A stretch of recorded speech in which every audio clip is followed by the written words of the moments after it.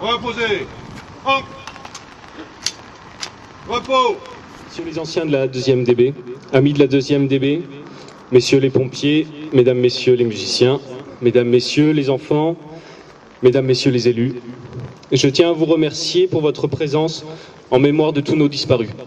Nous qui sommes là aujourd'hui, nous ressentons le besoin de témoigner notre reconnaissance à toutes les femmes et à tous les hommes morts pour la France et la liberté.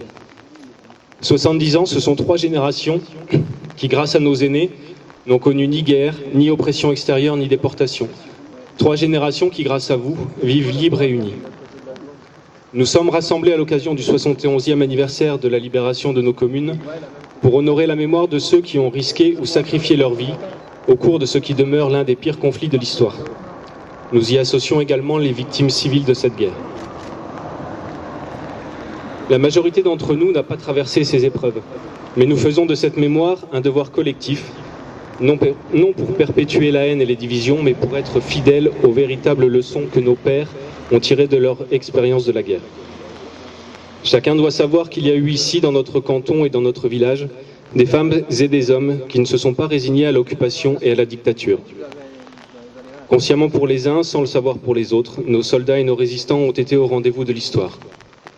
Des valeurs essentielles les rassemblaient, la liberté, la fraternité et l'égalité. Nous avons le devoir de nous souvenir de ces 6 années douloureuses, de ces 6 années qui sont à l'origine de la plus grande atrocité de notre histoire, marquée par la déportation et l'extermination de millions d'hommes, de femmes et d'enfants pour des raisons de religion, d'origine ethnique ou d'opposition politique. 70 ans ont passé, l'intolérance, le racisme, le fanatisme, la barbarie sont cependant restés nos ennemis. Hier, cet ennemi terrorisait nos familles. Aujourd'hui, il sème une même terreur parmi des populations aux portes de l'Europe. Le parallèle avec des situations actuelles d'extrême souffrance de peuples opprimés dans le monde est certainement le lien qui peut nous rapprocher le plus de cette époque. Les commémorations comme celle d'aujourd'hui doivent nous rappeler que notre liberté aussi a demandé des sacrifices, sans aucun doute plus élevés que ceux auxquels nous sommes confrontés aujourd'hui. Il n'y a pas de victoire sur l'oppression et la barbarie, pas de conquête et de maintien des libertés sans difficulté, sans effort, parfois sans sacrifice.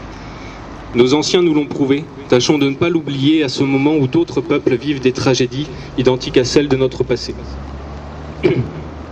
Ne soyons pas trop prompts à juger les autres peuples que nous ne connaissons pas, restons humbles dans nos critiques et nos jugements et ayons au moins une partie du courage de nos anciens.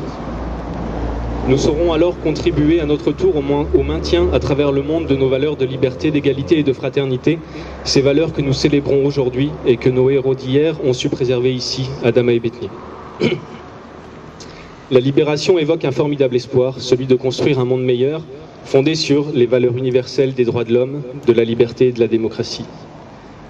Cet espoir ne doit pas uniquement s'inscrire au passé et rester le fruit du sacrifice de nos aînés. Nous devons l'entretenir et le concrétiser au quotidien pour nous-mêmes, pour nos enfants et pour les autres. Nous avons vu que l'homme était capable du pire, mais surtout nous l'avons vu capable du meilleur. Souhaitons donc que nous puissions toujours parler des conflits au passé et que nous puissions être fiers de nos actions au quotidien. Encore merci à vous pour l'héritage de liberté que vous nous avez laissé. Vive la paix, vive la liberté et vive la France.